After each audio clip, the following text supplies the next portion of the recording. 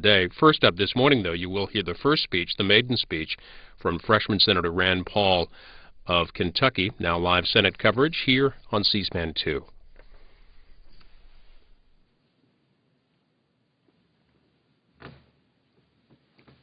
Let us pray. Almighty God, Father of us all, continue to guide our lawmakers during these challenging times. Infuse them with wisdom and energy so that they will not become discouraged by what sometimes seems an impossible situation. Show them the road that will lead to a desired destination as you assure them of your presence, love, and grace in their work. Lord, help them to defer to each other, to respect each other, so that by attitude and action they will reflect your divine will. May they fulfill their responsibilities in ways that honor you. We pray in your great name.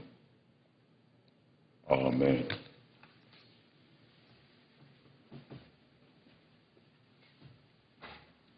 Please join me in reciting the Pledge of Allegiance. Pledge allegiance to the flag of the United States of America and to the republic for which it stands, one nation, under God, indivisible, with liberty and justice for all.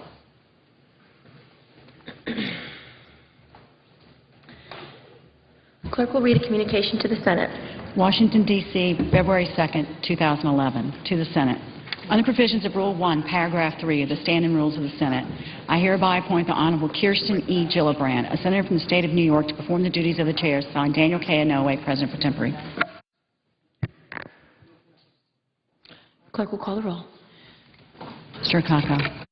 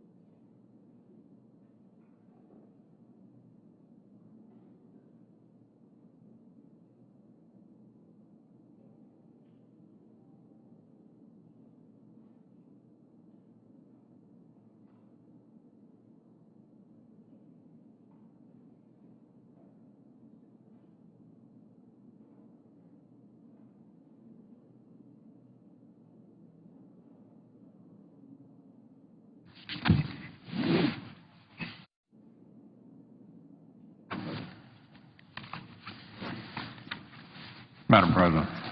The Republican leader. I ask that further proceedings on the quorum call be dispensed with. Without objection. Later today, as I noted yesterday, the Senate will have a rare opportunity. Excuse me. Later today, as I noted yesterday, the Senate will have a rare opportunity. For those who've supported the health spending bill in the past, it's an opportunity to revisit your first vote, to listen to those who have desperately been trying to get your attention, to say, yes, maybe my vote for this bill was a mistake, maybe we can do better, to listen to the small business owners who've been contacting our offices every single day and telling us all the ways this bill keeps them from creating the jobs that we need, to show that you've actually noticed that most Americans don't want this bill, to show that you're aware more people want it repealed than don't, to show that you've noticed the town halls in your states, to show that you've noticed the opposition to this bill continues to grow, to show that you've noticed the federal court rulings that said this bill is unconstitutional at its core. It's not every day that you get a second chance on a big decision after you know all the facts. This is that second chance. And for all of us who oppose the health bill, today we reaffirm our commitment to work a little harder to get it right. We can't afford to get it wrong, but let's not anyone hide behind the preposterous talking point that repealing this bill would add to the deficit. I mean, only in Washington would somebody claim that spending trillions of dollars on a brand new government entitlement and a massive bureaucracy to go along with it will save money. So I urge all my colleagues to move beyond party affiliation, to look at the facts alone. If everyone in this chamber did that, we'd repeal this bill right now. And then we'd begin the work of achieving our common goal of delivering health care at a higher quality for lower costs. We'd put in place the common sense reforms people actually want. Now, we also expect a vote later today that would clear away one of the many impediments to job creation that was layered into this bill. It turns out Senator Johanns did such an outstanding job of raising awareness about the 1099 requirement that our friends on the other side have basically co-opted the idea, are now claiming it as their own. Well, actually, that's fine with us. It's not a bad precedent, actually. We've got a lot of other good ideas that we'd be happy to share. Not replacing one 2,700-page bill with another, but passing common sense reforms that people actually want. The case against this bill is more compelling every day. Everything we learn tells us it was a bad idea, that it should be repealed and replaced. The courts say so. The American people say so. Job creators say so. It's time for those who pass this bill to show that they've noticed. Let's take this opportunity. Madam President, I yield the floor. Madam President. The Majority Leader.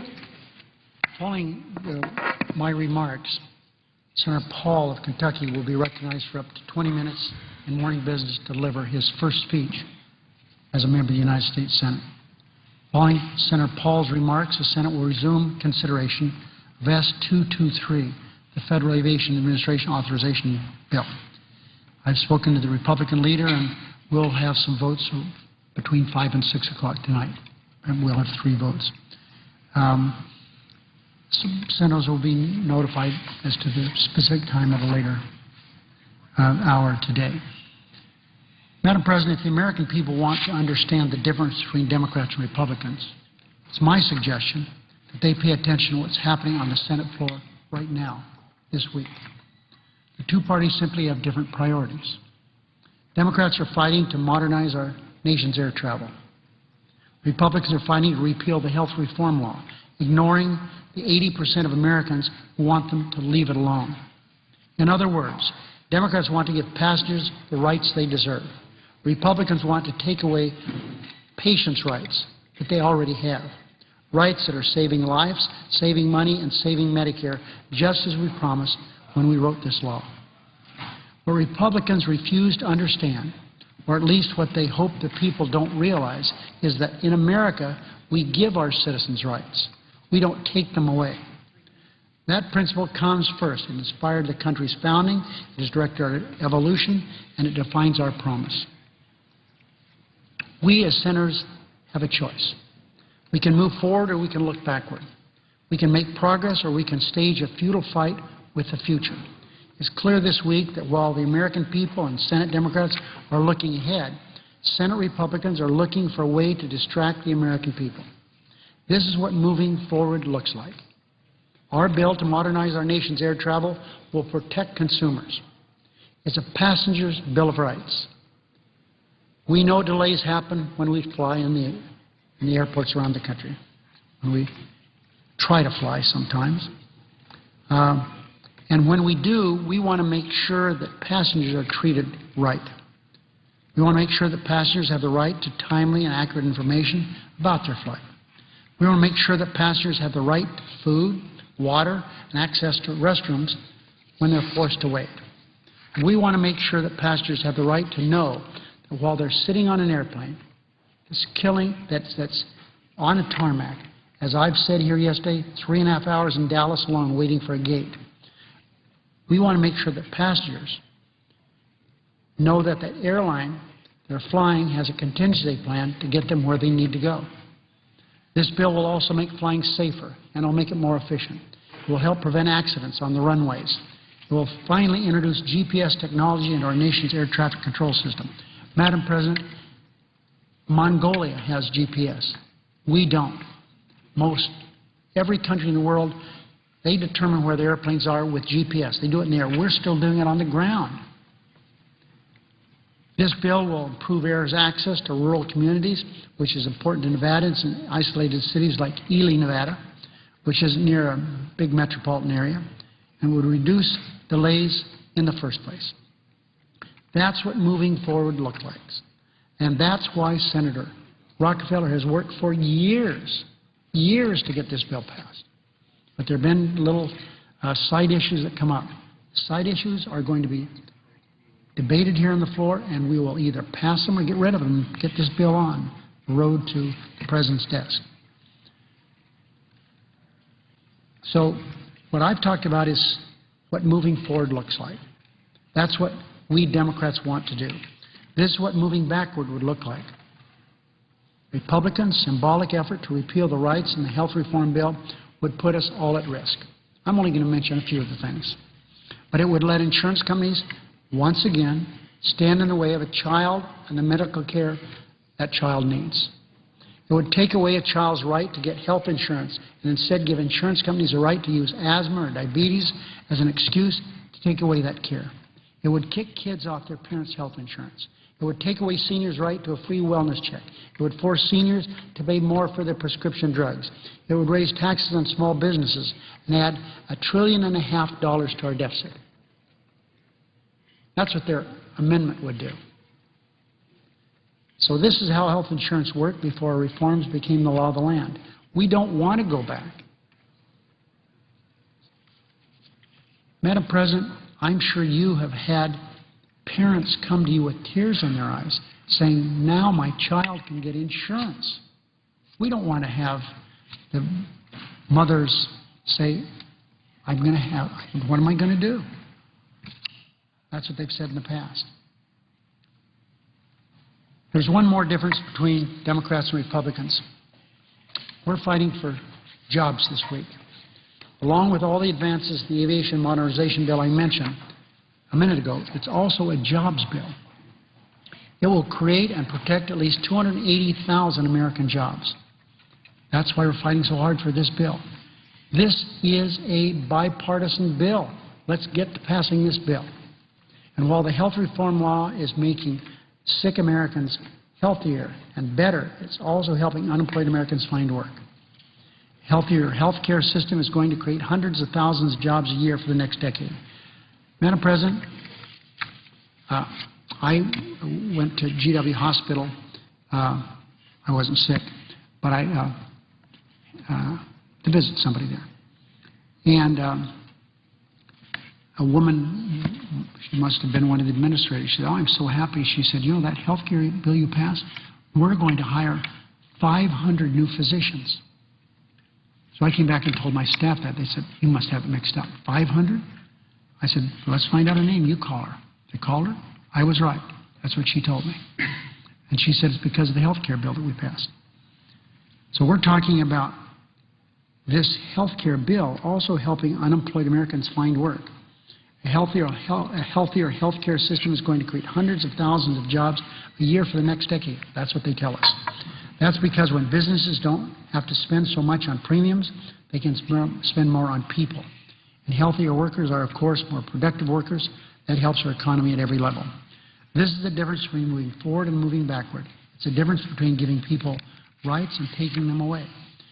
In the late days of the health reform debate, my colleagues on the other side asked us to stop everything and start over. It was nothing more than an excuse to keep the insurance companies in charge of health care in our country. And in the early days of this Congress, the minority again is asking us to turn back the clock on the progress we've made. The minority is again trying to turn Americans' health back to the insurance companies. They can dig in their heels, try to slam on the brakes as hard as they want, but the course of our country goes in only one direction. We move forward. Madam President, as I announced earlier, Congressman Paul is going to give his maiden speech. I'm sure that his father is looking on through the magic of all the new communications we have to listen to his son give a speech in the United States Senate. We're all anxious to hear him. Senator Paul. Under the previous order, the leadership time is reserved. Under the previous order, the Senate will be in a period of morning business with the Senator from Kentucky, Mr. Paul, recognized for 20 minutes. Thank you. Thank you, Madam President. I'm honored by the privilege of serving in the United States Senate. I am both honored and humbled by the responsibility of defending our Constitution and our individual freedoms. I will sit at Henry Clay's desk. There is likely no legislator from Kentucky more famous than Henry Clay. He was the Speaker of the House. He was a leader in the Senate. He ran for president 4 times and nearly bested James Polk. Henry Clay was called the Great Compromiser. During my orientation, one of my colleagues came up to me and asked, "Will you be a great compromiser?" I've thought long and hard about that. Is compromise the noble position? Is compromise a sign of enlightenment? Will compromise allow us to avoid the looming debt crisis? Henry Clay's life is at best a mixed message. His compromises were over slavery. One could argue that he rose above sectional strife to keep the Union together, to preserve the Union. But one could also argue that he was morally wrong, and that his decisions on slavery, to extend slavery, were decisions that actually may have even ultimately invited the war that came. That his compromises meant that during the 50 years of his legislative career, he not only accepted slavery, but he accepted the slave trade. In the name of compromise, Henry Clay was, by most accounts, not a cruel master, but he was a master nonetheless of 48 slaves, most of which he did not free during his lifetime, and some of which he only freed belatedly 28 years after his death. He supported the fugitive slave law throughout his career. He compromised on the extension of slavery. When he was the Speaker of the House, there was a vote on extending slavery into Arkansas, and the vote was 88 to 88. He came down extraordinarily from the Speaker's chair to vote in favor of extending slavery into Arkansas. Before we eulogize Henry Clay, we should acknowledge and appreciate the contrast with contemporaries who refused to compromise. William Lloyd Garrison toiled at a small abolitionist press for 30 years, refusing to compromise with Clay's desire to send the slaves back to Africa. Garrison was beaten, chased by mobs, and imprisoned for his principled stand.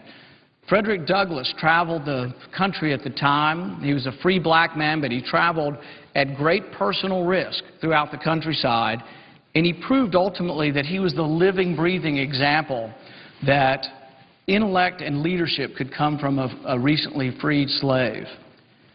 Cassius Clay was a cousin of Henry Clay and an abolitionist. In the Heidler's biography of Henry Clay, they describe Cassius Clay as follows: a venomous pen was his first weapon, and a Bowie knife his second weapon. He was so effective with the first weapon that he was wise to have the second weapon handy. Cassius parted ways with his cousin Henry Clay, although they worked together on some things, and Henry Clay got him out of a few difficult times with the law.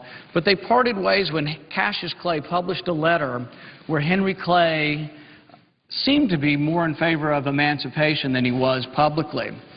They never spoke again after that. Henry Clay disavowed the letter and condemned Cassius Clay.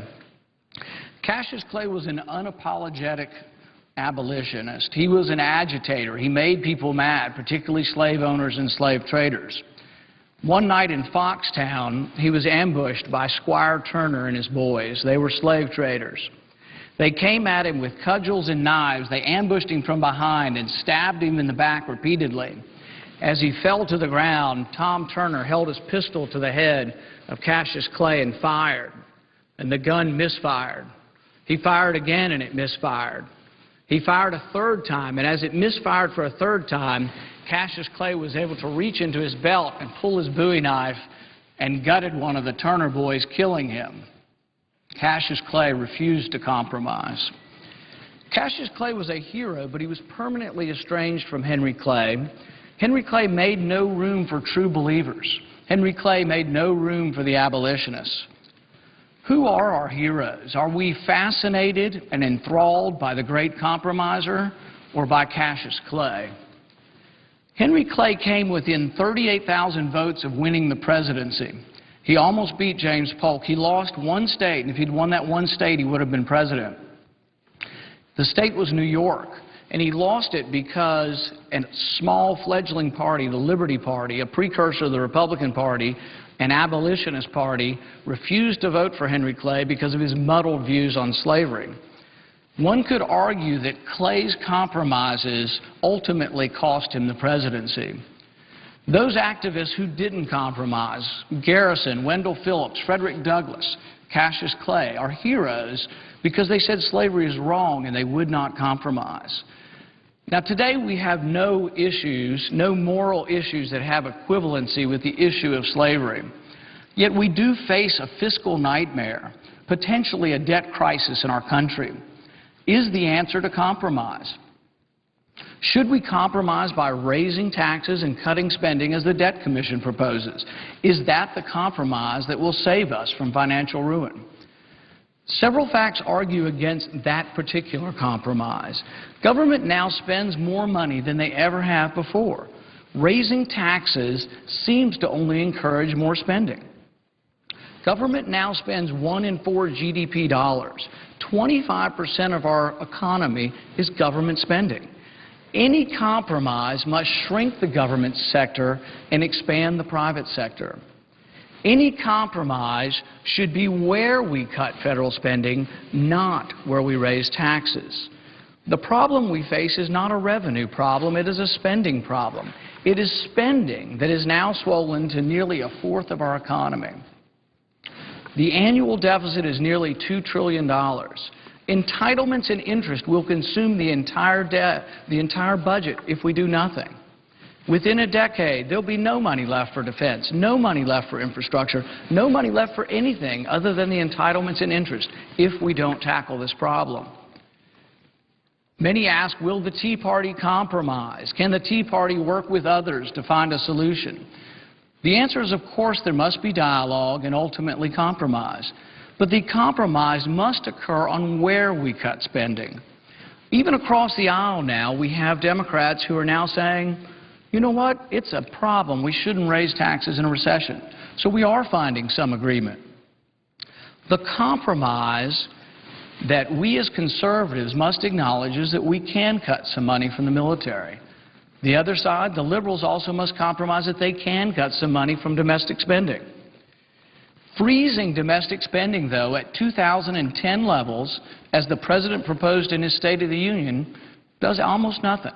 In fact, it freezes in inflated spending levels and will do nothing to avoid a crisis.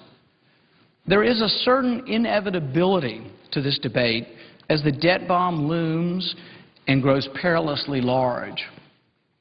As long as I sit at Henry Clay's desk, I will remember his lifelong desire to forge agreement, but I will also keep close to my heart the principled stand of his cousin, Cassius Clay, who refused to forsake the life of any human simply to find agreement. Madam President, I thank you and yield back the remainder of my time.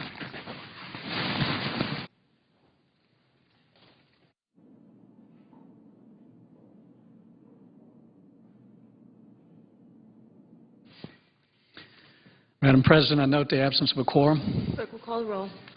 Mr. Akaka.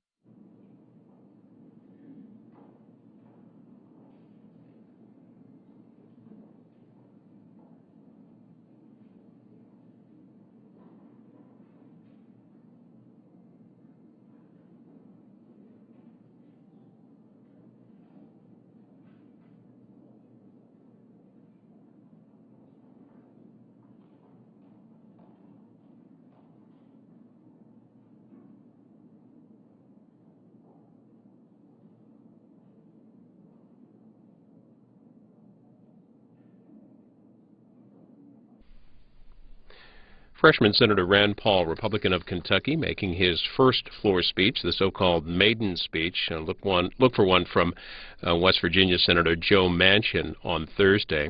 The work on the Senate floor today is continued debate on the bill that reauthorizes FAA programs, but the underlying debate is about health care. Senators expected to debate several amendments dealing with repealing the health care bill or a portion of that bill. As a matter of fact, Senator Reid, the majority leader, indicating that there will be a series of votes on 3 amendments between 5 and 6 p.m., so later today. So a good deal of debate ahead on the Senate floor on health care. Look for that here. We'll stay live, of course, on C-SPAN 2. On the C-SPAN networks today, covering a couple of hearings. One on the constitutionality of the new health care bill. That's going on now, and that is live on C-SPAN 3.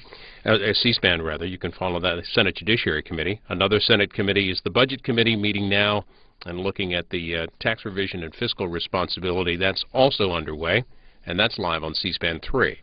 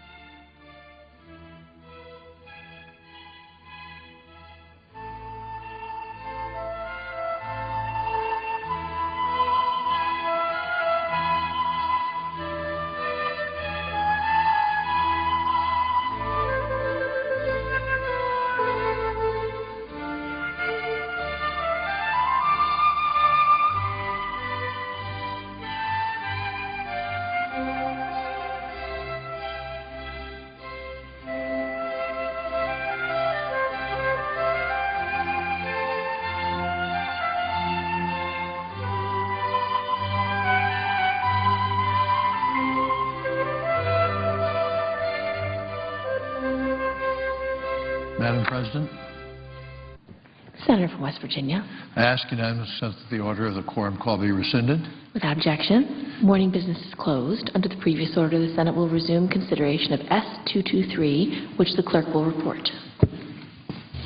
Calendar number 5, S-223, a bill to modernize the air traffic control system, and so forth, and for other purposes. That is, in fact, the aviation bill. And we, as everybody knows, that's what we're doing. We're doing the aviation bill. We're talking about health care, but secretly we're doing the aviation bill.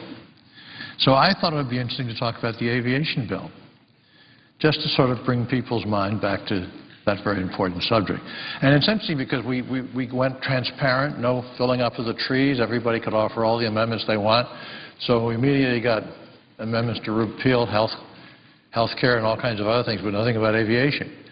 So as manager of that bill, I'm going to talk about aviation. I don't guarantee it'll be a scintillating speech, but it's going to be about aviation, because that's the bill we're on.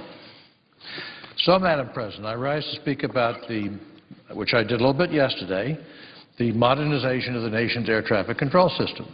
It's kind of important to New York and New Jersey. I cannot emphasize enough to all of my colleagues the importance of this issue to the United States.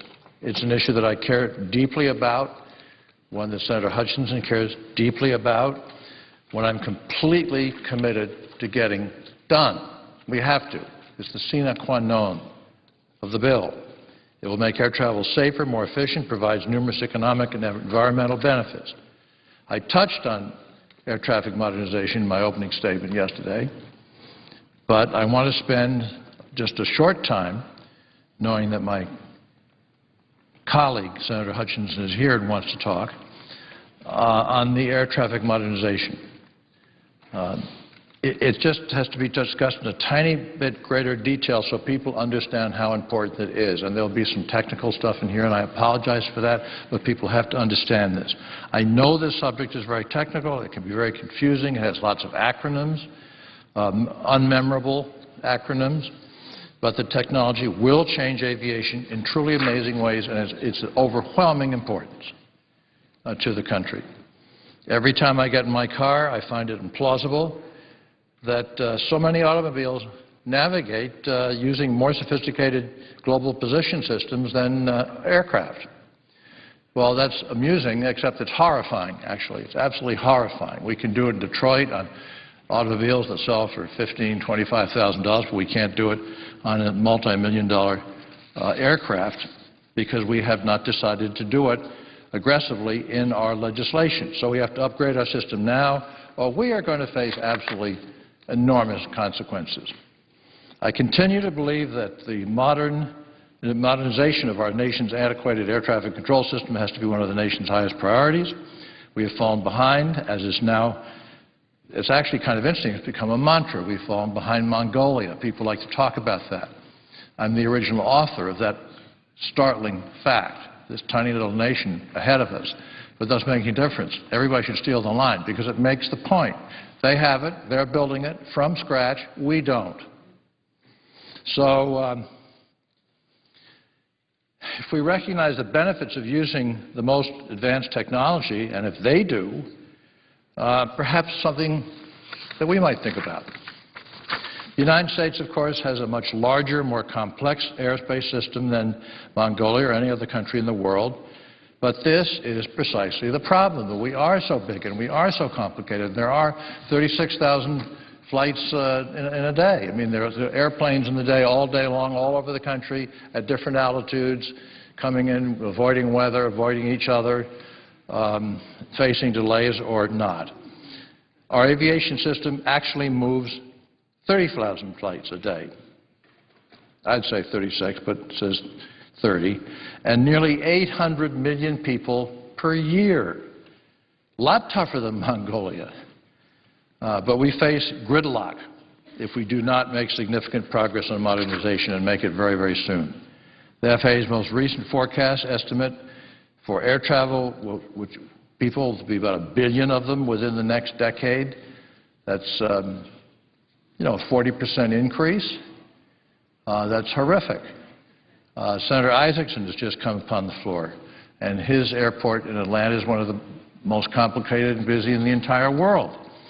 He needs, as do we all, an air traffic control system which is digitalized, which makes for communication between air traffic controllers and pilots much more accurate so they can see terrain, they can see mountains, they can see weather, all in streaming live exactitude. The economic downturn of the past several years has actually, in a quirky way, bought us some time to reform our system. We've declined to use it, but this will quickly change as the economy rebounds. Our present air traffic control system is stretched to its limits already. Anyone who flies on a regular basis has experienced the system's congestion and delay problems. We talked about that yesterday. We'll talk more. The system will not meet the projected growth of the next decade. So we have this choice. And one of the, in an industry that employs 11 million people and several million more indirect jobs, that traffics 800 million people around the country in all kinds of places, large and small, very, very complicated, runway problems, gateway problems, all kinds of problems. If we don't have this up to speed, we're a nation in trouble, and people will start dying. The next generation air traffic system, next gen, will create significantly more capacity by allowing aircraft to move more efficiently and take more direct routes. I talked about that yesterday. It's so important. Planes now, because of the sort of radar ground-based system, they wind their way to their destination, avoiding planes, avoiding weather. How quickly can they see it? How accurately can they see it? Are they aware of the altitude of other planes above them and below them? Probably not very accurately. So they don't take direct routes. So these improvements, if they do take direct routes, will save our economy billions of dollars annually.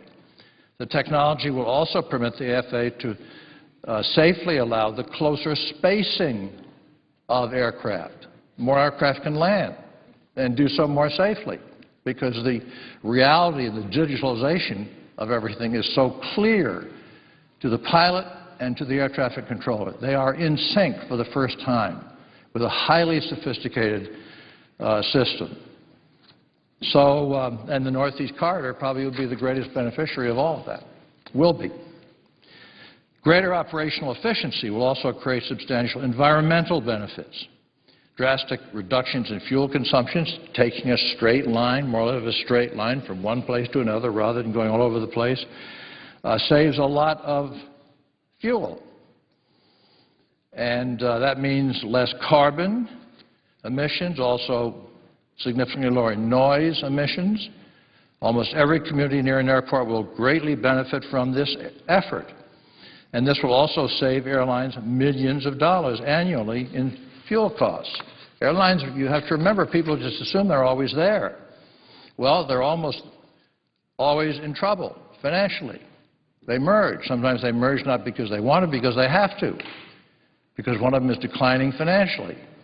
They have to be able to meet payroll.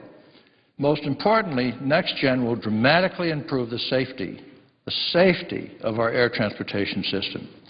It'll provide pilots and air traffic controllers with better situational awareness. Now, the military uses that term, Madam President, SA. It's called SA, situational awareness. Pilots and controllers will be able to see other aircraft and detailed weather maps and other things like mountains in real time. If they're flying low, they need to have a real good sense of what the terrain holds. So just as in battle, better SA, situational awareness, will save lives. Modernizing our air traffic control system will require sustained focus and substantial that's a lot of money. Our bill takes concrete steps to make sure that the implementation of the system begins now. And there is some of it out there in a few airports. And where it is out there, it's working very, very well, just as Senator Hutchinson and I described. The bill directs the FAA to move forward on dedicated timelines to implement key next-gen technologies. In particular, it requires clear deadlines for the adoption of existing GPS navigation technology. All of this has to be calibrated. Carriers have been very excited about using this. It's just that we haven't made it available to them. And they're a part of it because as we build it, they're going to have corresponding avionics and systems within their own cockpits, which they will pay for.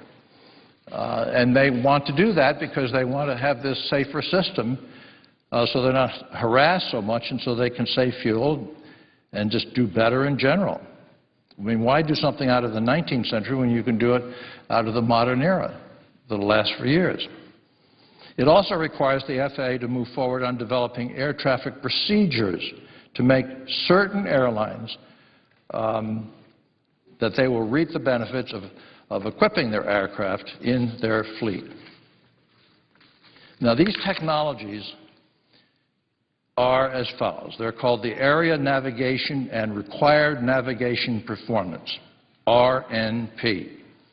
That will permit aircraft to fly more precise routes in both the en route environment and enable aircraft to land more efficiently and safely at airports. Our legislation requires the FAA to develop the procedures that accompany this technology at the nation's 30 largest airports by 2014. Senator Hutchinson said that yesterday. And at all commercial airports across this country by 2018. If we do our work here, then the whole thing will be done in the country by 2018, and all the biggest ones by 2014. The bill accelerates the time frame for the integration of automatic dependent surveillance broadcast, ADS-B technology. By requiring the use of ADS-B out on all aircraft by 2015 and the use of ADS-B on all craft by 2018. This technology will significantly improve the safety of our system by providing pilots and air traffic controllers with more precise information on their location. That's everything in air traffic control. Where people are, how high, how low, how close, how far. The FAA has moved forward on the requirement for ADS-B out on all aircraft operating in our airspace, and we plan to work with them to make sure that this is a success. The bill, coming to the end, takes further steps to make certain that the implementation of NextGen continues at FAA, including creation of an air traffic control modernization oversight board. Oh, wonderful, another board. Well, this is a really complicated system, and you need to have an advisory group that oversees, gives oversight, like we in the Commerce Committee will do, to FAA's modernization activities. And it establishes a Chief Next-Gen Officer position at FAA. Oh, another person to oversee something at FAA. Well, we haven't done this. We're not doing it. And to have an officer dedicated to that, I think is very, very important. Requires the development of processes to include representatives of federal employees in the planning of next-gen projects. Why is that important? Because it means that people who are working the towers, who are actually involved in the system as it is now, and if you go out to other places, Herndon, and you can see these enormous rooms of computers with air traffic controllers and these sort of vague shapes. We want to turn those into precise shapes. That's what our bill would do. Establishment of a new process to make certain labor disputes at the FAA are adequately resolved through mediation and arbitration if necessary. So, our future as the world's leader in aviation, our safety, our economy, all depend on a successful modernization of our air traffic control system. An FAA-funded study determined that our economy lost $33 billion in 1 year as a result of delays attributed to the air traffic control system. That's not smart, and that's not safe. Of this total, $8 billion was from the airlines themselves. They're not in the position to lose $8 billion, an amount that would go a long way towards giving them a healthier bottom line and making other improvements. The other $25 billion in losses were borne by the traveling public. They had to pay for it, and business. So this overdue FAA reauthorization takes the necessary steps to make certain that we begin to implement this critical upgrade of our airspace technology right now. We must follow through on these efforts or face dramatic challenges.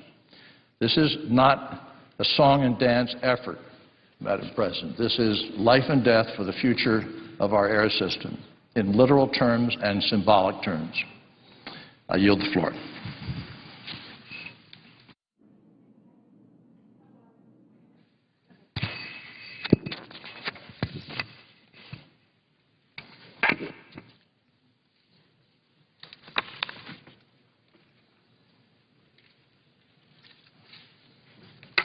Madam President. Senator from Texas. Madam President, I want to commend the chairman of the Commerce Committee. He and I have been working on this bill since 2007. As we mentioned when we introduced the bill, or when it was introduced yesterday, that this is the 18th short-term extension that we are on. And I think any person in America, any person who flies in America, any person who is subject to FAA regulation, and certainly any business person in America knows that you can't do long-term planning and assure that your agency is doing its work, knowing what they can expect in support from Congress in short-term extensions for over 4 years. That is not good business, it's not good management, and it is certainly not the way government should run. So I am in agreement with Senator Rockefeller, our chairman, that we need to act on this bill. It is, I hope, going to be an effort that is bipartisan, that we will address the issues that have held the bill up in the past in a reasonable way, so that we can get on with hopefully a 3-year authorization of the FAA, and especially so that we can start next gen. America is the premier user of air traffic control systems. Our system is based in the 1960s technology of ground operations and use of radar. We want to move to a satellite-based system that will increase capacity at our clogged airports, the bigger airports that have more traffic than they can accommodate, and where the traveling public is in the most need. We need the efficiency, and we need the modern technology. That's what this bill will set us on the path to do. So I agree with the chairman in that respect, and I look forward to working with my colleagues on their amendments that pertain to this bill going forward. I would like to take a few moments to speak to the amendment that is at hand, which is not really an amendment about the FAA authorization, but it is a very important amendment.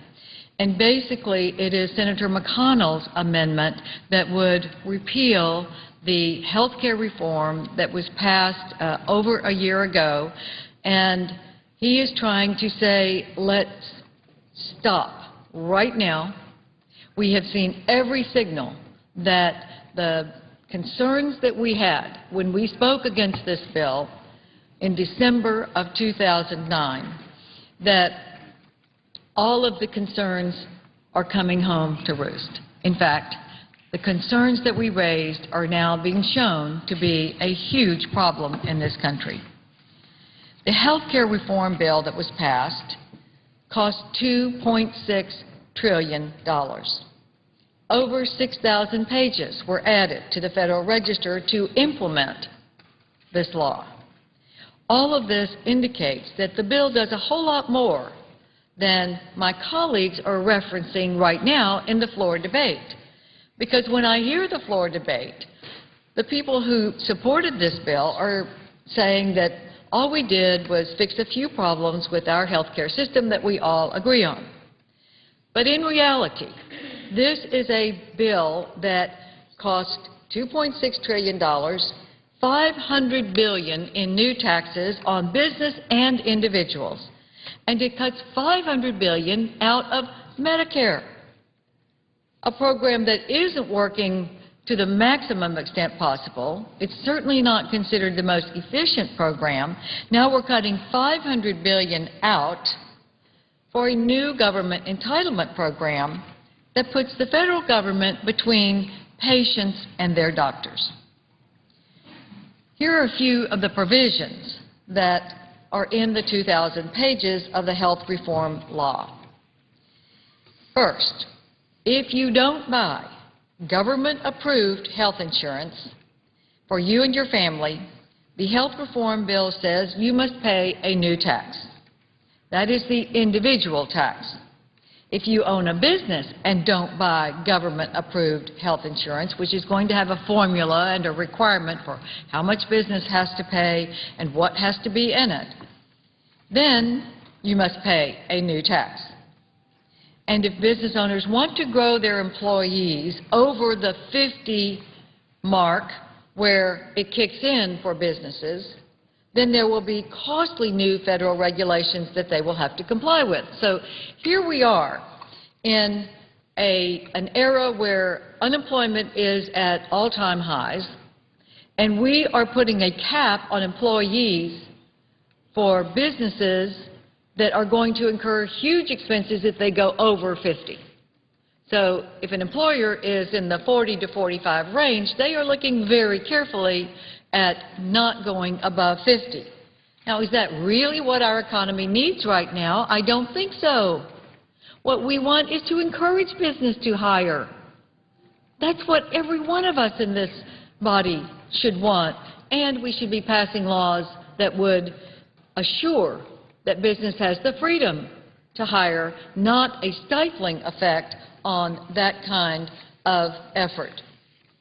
We need to get the government off the backs of our job creators and not put up miles of red tape and more bureaucracy and more regulations and more taxes and fees that would curb the ability to hire and still make a profit.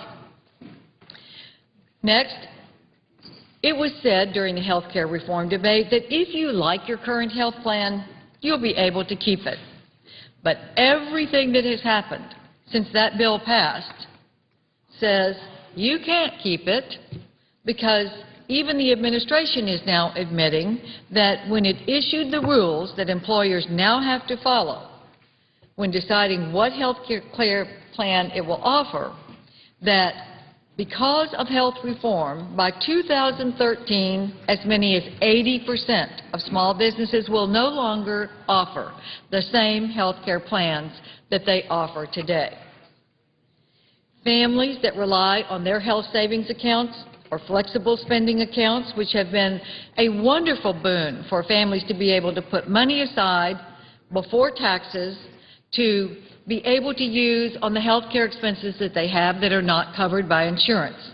That is being used by more and more people in the millions.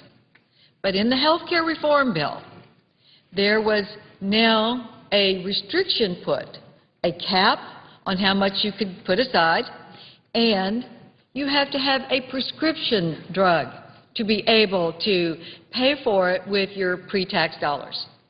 You can't now buy a bottle of Tylenol or aspirin off the counter and have your health savings account help you pay for that out of your expenses.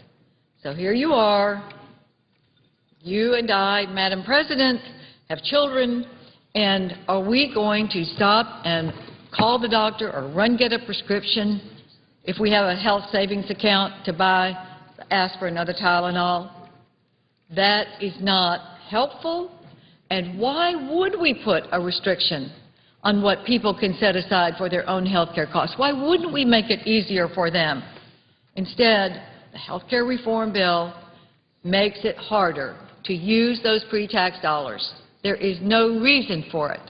And I will have an amendment that will try to take the caps off and take the restrictions off so that you can provide for your health care out-of-pocket expenses with pre-tax dollars. That's the kind of incentive that we need, not the opposite, which is in the health care reform bill. If you're a woman under 50, whether or not you have access to routine mammograms is going to depend on a task force that was granted new and unchecked powers by the health care reform bill, and they have already, the same task force that is going to have that power has already given the indication that mammograms under the age of 50 are not necessary to be covered. Madam President, the women of the Senate stood firm years ago when the Clinton administration was trying to pass a health care reform bill to say, absolutely, we are not going to stand in the way of a woman and her doctor knowing her history and her family from having a mammogram whenever it's needed. Because there's not one person in this body that doesn't have a friend or a relative that has had breast cancer before the age of 50 and probably before the age of 40. So that is in the health care reform bill, and it needs to come out. This week, another federal court announced that the federal government could not force individual Americans to purchase a private product, even health care.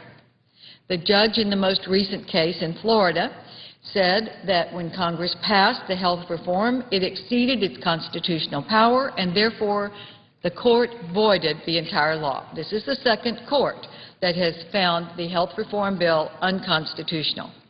Now, this lawsuit is going through the judicial process, and yet, even though it is being appealed by the Obama administration, it will most likely go to the Supreme Court of America. Now, we shouldn't have to wait for the Supreme Court to rule that this law is unconstitutional.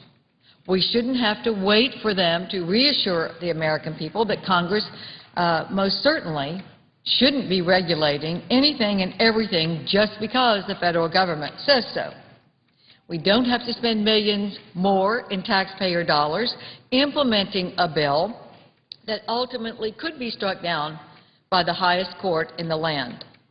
The Senate has the opportunity and I believe the responsibility today to say, moratorium. Let's wait until the Supreme Court has ruled on this enormous bill and the enormous cost that is being incurred for implementation right now. Let's wait. Let's repeal this bill now and start all over so that we do not have to spend taxpayer dollars that we know are being borrowed to implement a bill that may be unconstitutional, and we have now had 2 federal courts that have said so. Why not repeal, support this amendment, and some of what is in the bill could be reenacted because it's good. But some of the things that I have just talked about should be repealed immediately. And most certainly, we could repeal the parts like the 1099 that will be another amendment that we can vote on. That 1099 form is the biggest thing I hear about from my small businesses in this country. And certainly those in Texas have said, what are you all doing up there? Well, of course, happy to say I didn't support this bill. But these are the kinds of things that we can repeal today and start all over, take the good parts of the Obama health care. Let's do away with the bad parts instead of spending millions of dollars to make a mom have to get a prescription from a doctor to get Tylenol with her health savings account. The American people have made their opinion on this bill known loud and clear. They spoke at the ballot box. Enough is enough. That's what the voters said. Enough deficit spending. Enough government intrusion into our businesses, our families, our lives, and our health care decisions. Madam President, the people of America support the repeal of this bill, and they will work with us to substitute a responsible health care reform that will allow them to have health savings accounts to provide for the costs not covered, that will give them affordable coverage, which we all want to have, but not with the government prescription, not with a government task force that can tell a woman that she doesn't need a mammogram before the age of 50. We don't need a task force to tell us that. We need the doctor who is looking at this patient and her family history. Those are the things that need to come out right now. Repeal and replace. That is what this Senate could do today, and we can move forward on a bill that we can get a bipartisan consensus to pass that I think would show the American people. We heard what you said. We know we can do better, and it is our responsibility today to do so. Thank you, Madam President, and I yield the floor.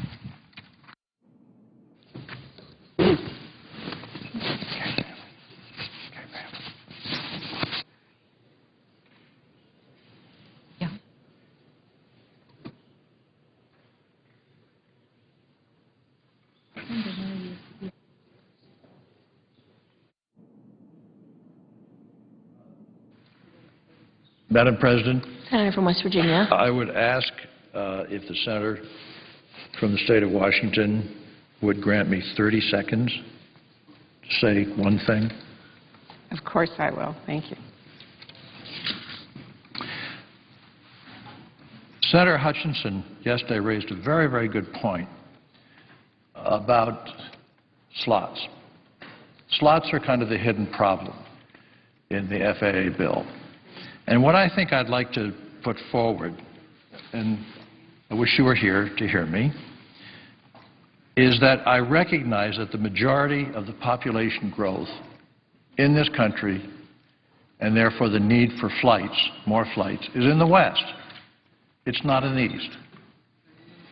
That's extremely important. We deny that. A lot of people are East Coast centric, equally centric. And so one of the things that occurs to me is that maybe we're thinking too much about airlines and not enough about the people who take those airlines to go to various places in the West. I mean, it can't stand that Los Angeles has a flight a day to D.C. It can't stand. They need at least 4 or 5. They can bear that traffic. And so I just want to lay before the Congress, and the senator from Texas made this point yesterday, and I totally agree with her. The growth in this country of population and for the need for air flights, yes, is in the East, but it's more now in the West. And as we go through this bill and come to the matter of slots, I think it's important that we keep that in mind and that we think about the public that flies as individuals, not necessarily is it United, is it U.S. Air, is it American, is it whatever. It's the question, can we get them to where they want to go? I yield the floor.